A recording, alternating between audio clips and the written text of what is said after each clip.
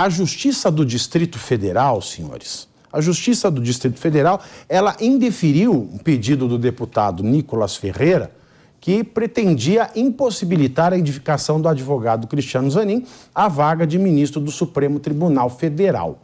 Para Nicolas, a indicação de Zanin não é válida, isso porque o advogado é amigo íntimo de Lula, o que poderia, abre aspas, ocasionar afetação direta nas decisões internas da corte, fecho aspas.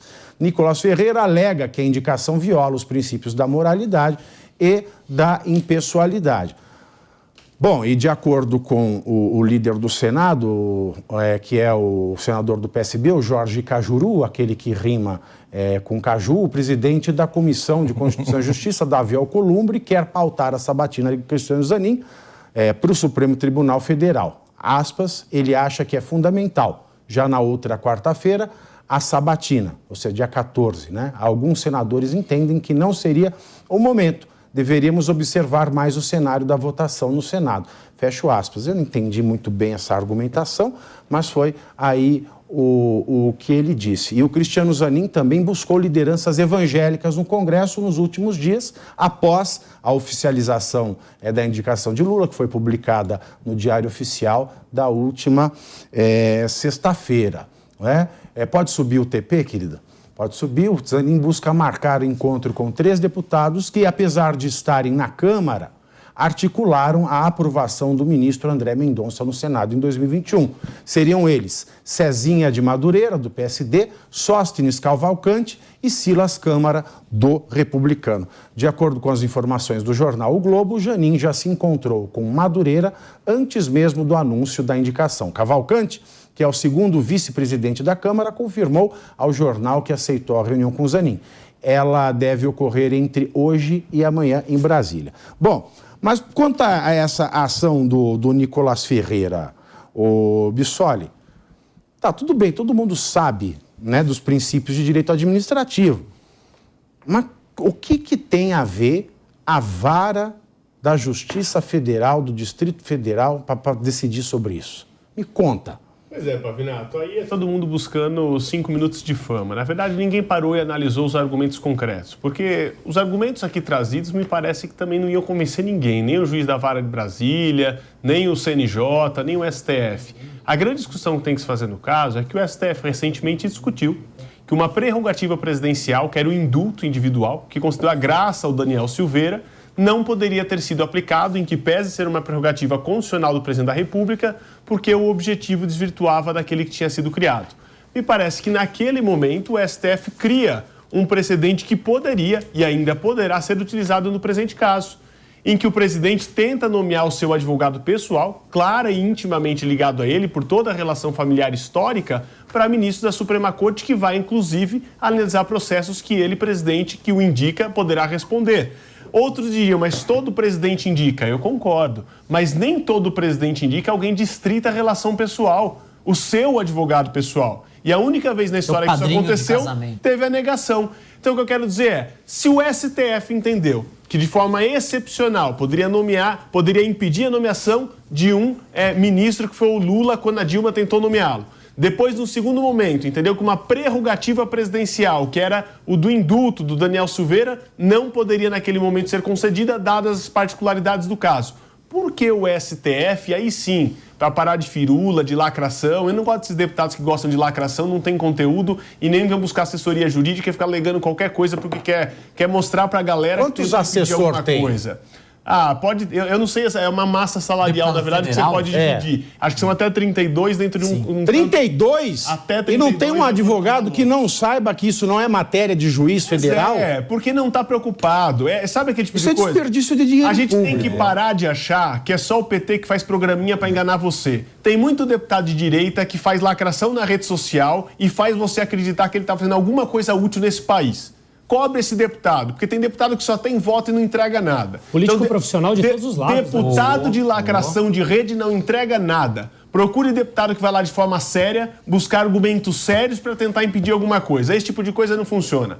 Então o argumento, Pavinato, do meu ponto de vista, sem prejuízo de outros que possam trazer, os precedentes que o próprio STF já trouxe a respeito da matéria. Se em situações excepcionais e excepcionalíssimas já se permitiu censura de imprensa, Já se permitiu não nomeação de ministro. Já se permitiu não concessão de indulto, que é a prerrogativa presidencial. Porque, nesse caso, não é uma situação excepcionalíssima que não poderia o STF também intervir. É, porque um bom advogado faria isso, né, meus queridos? Ele elencaria tudo isso. E a competência é do STF. Então, no Brasil, nós temos uma esquerda que faz tudo e uma direita que não sabe fazer nada. Porque com 32 assessores, meu amigo, você não tem um advogado para te falar, não, você protocolar isso para o juiz federal, ou seja, protocolar isso em qualquer outro lugar que não seja o STF, isso só serve para gastar dinheiro público e você sabe que não vai dar resultado, porque o juiz não tem competência. Serve só para produzir notícia. Só para produzir notícia. E na oposição tem dois grupos. Tem o grupo dos deputados que só fazem a produção de notícia, só lacram e por aí vai, e tem os que têm medo. Tem os que têm medo de bater de frente com o possível futuro ministro do STF e depois ver esse ministro, né? O Zanin tem quantos anos? 40 e poucos? 47. Ficar quase 30 anos ali no STF e ter o cara como inimigo. Então, assim, são dois grupos, infelizmente, que a gente tem hoje na oposição que são predominantes. Os lacradores e os medrosos. Que no final de contas não compram a briga da forma como deveria ser comprado. Mas, Daniel, é importante só, desculpa. Claro, por favor, é uma conversa. Não é uma discussão, não é uma discussão contra ou a favor do Zanin. Se fosse o Michel Temer, quando foi presidente, nomeando o Zanin, é outra história. Se fosse, talvez, a presidente Dilma nomeando o Zanin, a história seria outra. O problema é que é o Lula, de quem ele é advogado pessoal, tem vínculos pessoais com o padre. Padrinho de casamento. Então, a ligação... Agora são 15 horas e 2 minutos. E também o Lula que falou na campanha que era absolutamente contra nomear amigo. Exato. E sabe qual é o precedente disso que eu já venho cantando a bola aqui e as pessoas não puseram no radar? É o próximo PGR, que apesar do óleo, o Aras estar procurando aí a sua recondução, e muitos apostam que isso ainda seria possível, porque ele tem sido um fiel parceiro no que tem entregue desde o início do governo Lula. Nossa, você falou fiel, eu assustei. Não, fiel parceiro. É o seu Nicolau Dino. Não esqueceram, ele já configurou, inclusive, em lista tríplice. Vão dizer não, mas democraticamente ele já foi até escolhido pela categoria. Estão esquecendo que o irmão do ministro da Justiça é forte concorrente a indicado do PGR. Olha, se pro presidente indicar o seu advogado pessoal não é problema, qual o problema de indicar para a PGR um procurador de carreira que já configurou na lista tríplice? Só porque é irmão do seu ministro da Justiça? Pois é, e se o Bessias virar PGR, imagina? Porque o Bessias também ele é cotado para tudo. Exatamente. O Bessias é cotado para tudo. Não adianta a gente olhar só a STF. Porque é assim, o Cristiano, né? E o Ives Gandra, ele falou uma coisa aqui na semana passada que é bastante interessante. Ele tem conhecimento notório, mas não notável. E ele pode ser melhor que muita gente que está lá. Palavras do Ives Gandra Martins. Mas a gente tem que pensar uma coisa. Se o Cristiano entra, se tudo que vier do Lula e do governo, ele falar, não, eu sou suspeito, tenho impedido, eu não posso. Bom, então o governo ele tem 10-10. Ele já tem um voto favorável, mesmo ele não votando. Agora... Mas a gente tem que lembrar que o PGR é quem leva a ação contra presidente e ministro para dentro da corte. Então, se o PGR for o irmão do Flávio Dino, for o Bessias, o Cristiano não precisa nem se declarar impedido. Ele não vai ser nem suspeito, porque não vai se julgar nada contra eles. Exatamente. E aí uma coisa que me chamou bastante atenção dessa notícia, do agendamento agora para o próximo dia 14, foi a rapidez, a ligeireza de Alcolumbre. Vocês vão lembrar que na indicação do ministro anterior, eu não lembro se foi foi do Cássio, né? Que ele demorou 4 meses, 5 meses para fazer a indicação, né? Por quê? Porque é o presidente da CCJ que tem a atribuição de marcar a sabatina no Senado. Ele estava de bico com o Bolsonaro, de raivinha do Bolsonaro, ele segurou 4 meses, 5 meses, não me lembro ao certo, sem ter a tal da sabatina. E todo mundo esperando, acho que foi o André Mendonça. Todo mundo esperando e nada da sabatina.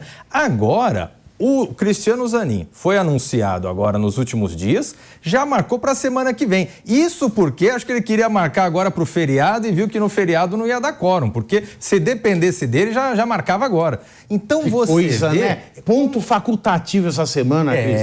Então a última semana eles já ficam na base, é só 6 dias batendo ponta essa agora semana. Vai só para o dia 13 de junho. Junho vai começar dia 13. depois Não, vem São João. Eu tenho que contratar a minha querida Silvia Design para fazer a propaganda do... Pois é. Ela vai falar assim, Congresso é só para agosto. Eu adoro a Silvia. Adoro. Boa. Adoro. Então, isso chama atenção. Você vê, poxa, por que o Alcolumbre agora está com toda essa vontade, essa gana de fazer com que a sabatina seja agora? Agora, o Bissoli falou muito bem. Também a gente não pode ficar reclamando, a gente reclama o que é contra o adversário e depois, quando vem para o nosso lado, a gente fazer a mesma coisa. A gente está reclamando há muito tempo de ativismo judicial e tudo mais. Para que vir com essa história de bater nas portas da Justiça Federal, que nem é competente para isso, para ficar fazendo vídeo, para ficar criando uma história para isso? Essa é competência do presidente da República fazer indicação e do Legislativo e do Senado Federal escrutinar. O que a sociedade tem que cobrar é o Senado Federal, para fazer um escrutínio adequado para isso. Eles confundiram a palavra escrutínio ultimamente. Tem se confundido, não se sabe mais o significado de escrutínio. Estão